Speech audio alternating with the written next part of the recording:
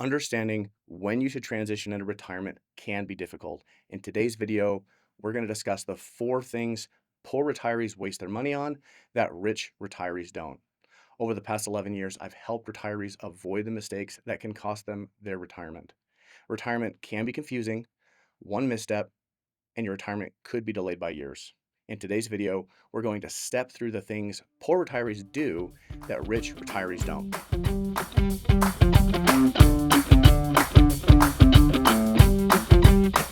All right, let's jump into the mistakes that poor retirees make that rich retirees don't. The first mistake, a little counterintuitive, and it's around paying off your mortgage before you retire or at the moment of retirement. Or let's say, for that matter, insisting on having your home paid off before you will retire. All of those can be mistakes, but the way that this can happen, and perhaps the worst way, is when someone takes money out of a retirement account to pay off a mortgage. And what I mean by that is, let's say it's your last year of work, you've been, earning income throughout the year, and then it gets to the point where you want to retire and you say, okay, I'm going to take out a large sum of money from my IRA or 401k to pay off my house.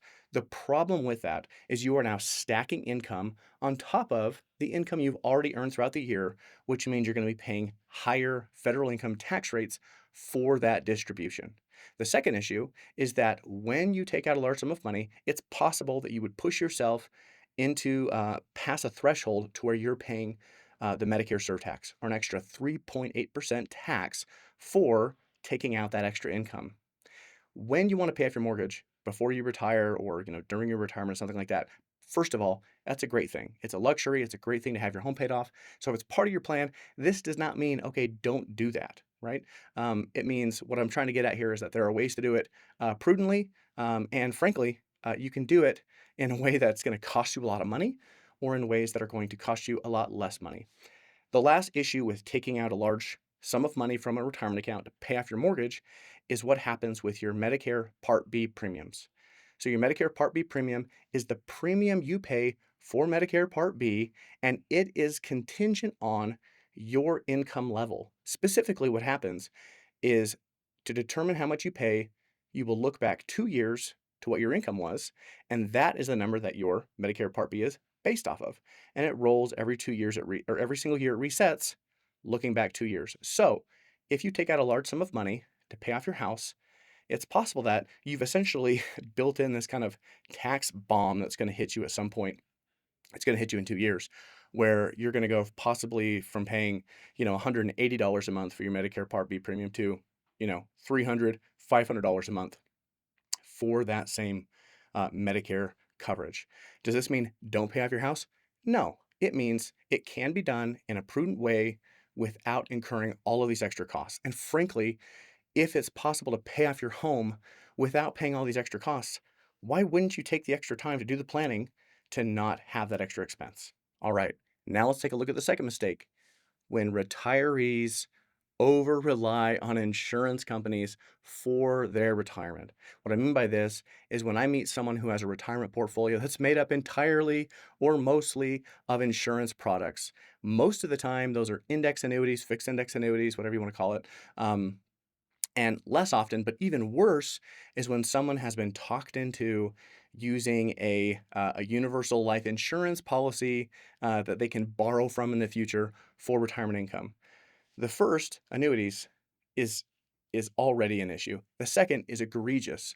If you're someone who buys insurance products like this, often the reason for it is you want stability, you want consistency, you want predictability, you want safety embedded in your retirement plan. Well, let me just tell you, the least expensive way to get that for your retirement plan is to simply delay taking Social Security.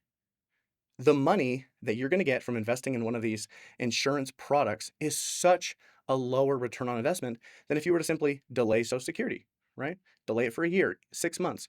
You get an increase for every single month you delay. So this isn't I have to wait until I'm 70, right?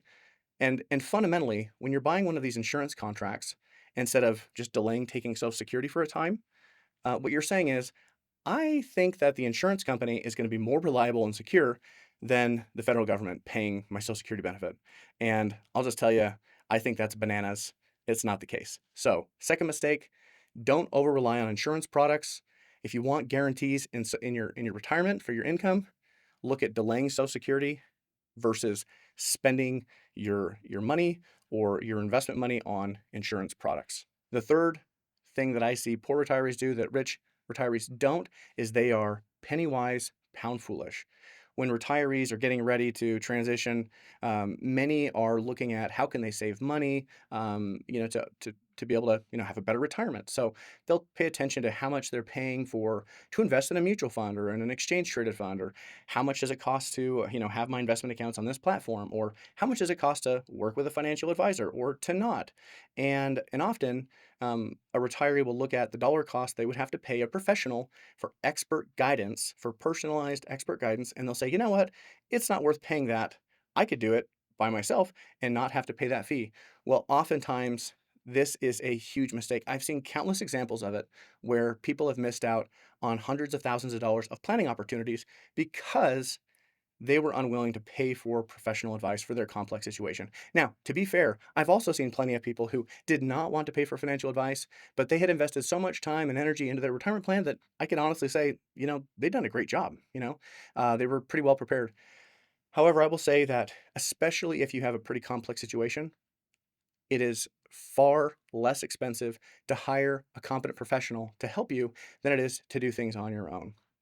Another version of this is when you look at hiring a financial professional and say, "Oh wow, I could work with this company or versus that company, and it would be it would cost less."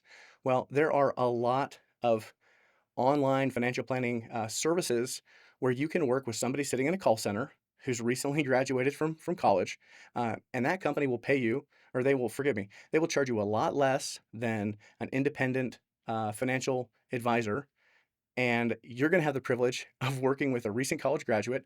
And because those places have such high turnover, you're going to have the chance to work with a new college graduate every couple of months or every couple of years.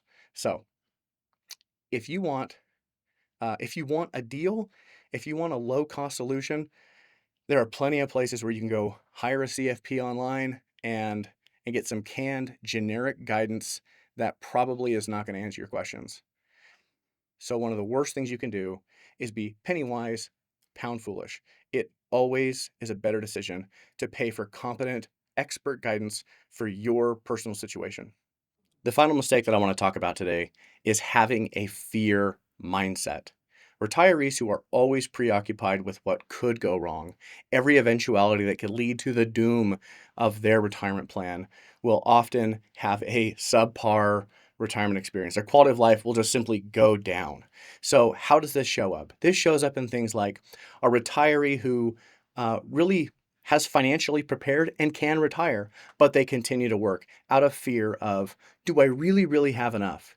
This shows up in with current retirees where they have run a plan, stress tested it, and they can confidently spend at a certain level. But in spite of that, they spend below it. It shows up in ways like as retirement is going on and their portfolio has grown, or because of inflation, they really ought to increase their income, but they're paralyzed by what could happen. And so they continue to accumulate more and more wealth out of fear of what could happen.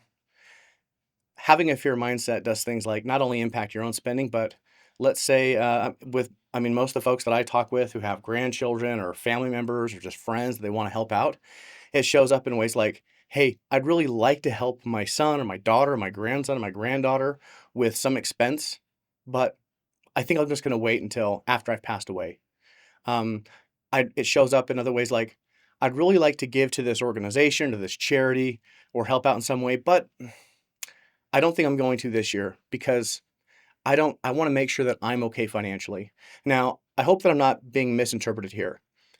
Doing proper risk management, like running scenarios and looking if your plan can survive under really, bleak circumstances, that is important. But what I'm referring to is after someone has already done that stress testing, has already kind of put their retirement plan through the stress test gauntlet, and they know, or I should say, they have a very high amount of confidence that their plan is going to stand up, and they still live far below their means, or they still continue to work when they don't have to.